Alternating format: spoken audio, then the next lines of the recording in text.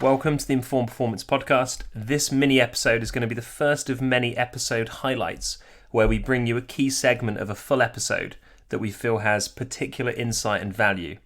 This first one is from episode 20 with Mike Reinold, who is a senior medical advisor to the Chicago White Sox, and he's the president and founder of Champion Physical Therapy and Performance. This specific highlight features Mike discussing athlete education and how to empower professional athletes in the process of serving them as a performance practitioner.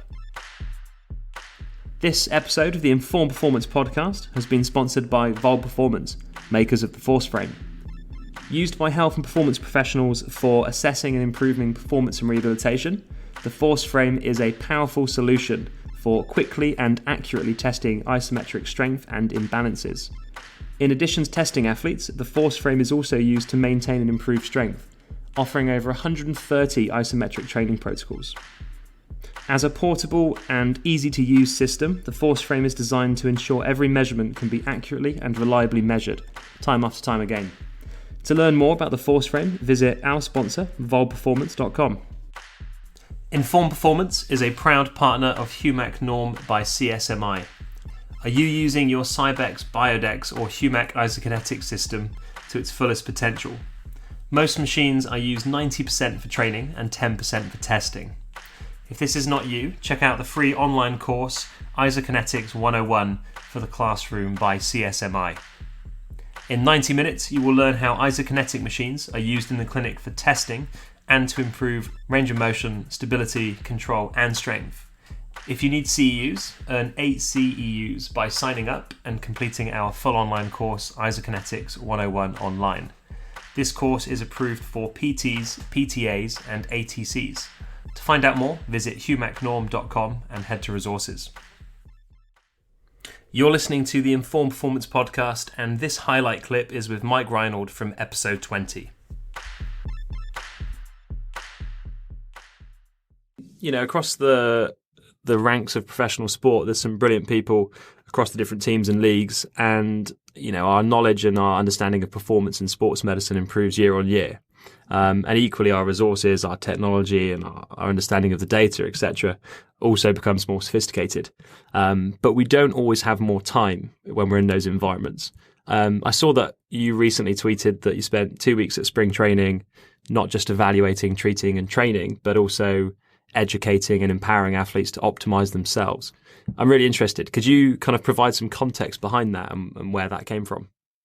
Yeah, that was a pretty vague tweet, right? But I guess most tweets are vague, right? That's the whole point of Twitter, I guess. But yeah, pretty vague, but it was, intentionally vague, so you could kind of take what you want out of it. I'm sure there was a lot of people that read that tweet and thought I was like lecturing, right? And I had slides and stuff like that.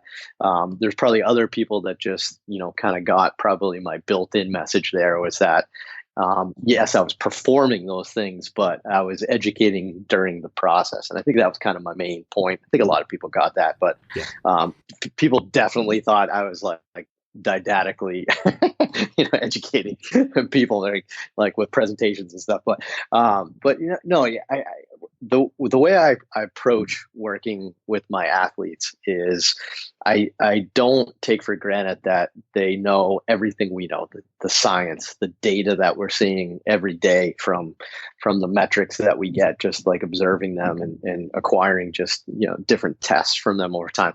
I don't assume that they know all that stuff. So I've always kind of put it on myself that I want to educate the player exactly everything I can about the sport so that way they can optimize themselves. So using baseball, obviously, as the example here, with the pitchers, oftentimes, players' arms hurts, right? Their shoulders, their elbows get hurt. It's pretty common in baseball, obviously. And they have all these weird assumptions as to why that may be happening. And, I always kind of start with it and kind of explain one simple fact. Kind of step one in the education process is throwing a baseball is bad for you. Right. And that's kind of like where we tend to start. And then you start kind of like talking about the science about it. And then you have to explain to them about workload management. And, hey, I'm looking at some of your data, some of the torque on your elbow over the last week with your long toss program. I just wanted you to see it so that way, you can understand what you're doing when you're playing catch, for example.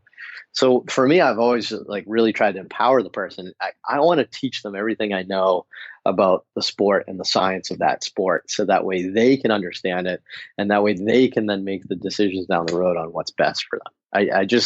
To me, I think that's the more important thing to do is, a lot of people in our fields in pro sports, they like to just bark at the athletes and say what to do. I like to try to teach them why we're doing it. And then when we get to the what, it's like butter in my hands, right? They're all on board with anything I'm going to say because I explain the why first.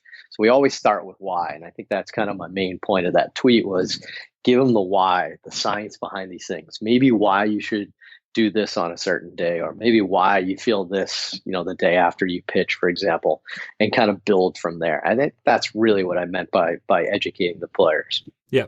Yeah, I did wonder with the kind of empowering part whether there was any kind of reference to whether in a professional team setting perhaps we do too much for the athletes occasionally. That could sound controversial, but are we doing too much for them that perhaps some of it they could do themselves and over catering for them?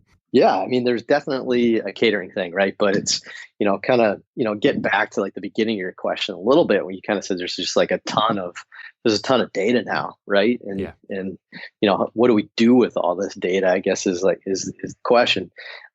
It's showing them kind of the results of what they're doing. There's maybe it's because just baseball's so old, right? It's a traditional kind of sport. It's been around for over 100 years, right? Like people have these weird like traditions that they do, these superstitions that really don't make sense scientifically, that we're trying to kind of debunk a little bit, right? Like, and it's kind of trying to state why, because for them it's comfort, right? It's, well, this is how I've done it, and look, I'm pretty close to making the big leagues. Like I'm a elite athlete right here, so I'm comfortable doing this.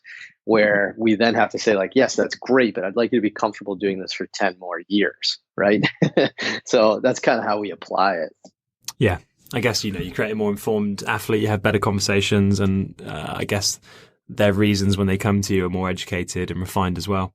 Absolutely. Yeah. And it's, to me, again, it always just goes back to starting with why, and that's probably one of the best books you could probably read if you're just getting into the business here. But like, it's everybody just focuses on the what. But if you always explain your why, then you're going to get much better just buy-in and compliance and just overall probably better results because they understand kind of where you're coming from and some of the rationale behind your thoughts.